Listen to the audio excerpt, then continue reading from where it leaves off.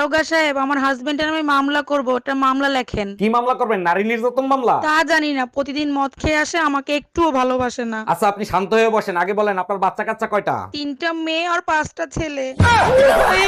তুমি আমার কত চেনা। রাস্তায় মেয়ে ছেলে দেখলেই জিহ্বায় পানি আসে। আপনার ঘরে মা বোন নাই? 1 মিনিট দাঁড়ান, বাসায় ফোন দিয়ে দেখি।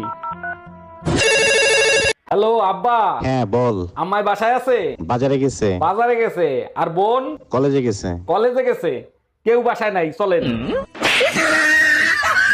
জি জি, আমরা ভালো আছি। 1 মিনিট, এই তোমার বাবা আসতেছে, কিছু আনতে হবে? মুরগি, খাসি, ইলিশ মাছ, দই, রসমালাই আনলেই হবে। হ্যালো শ্বশুর মশাই, এইগুলো নিয়ে আসলেই হবে।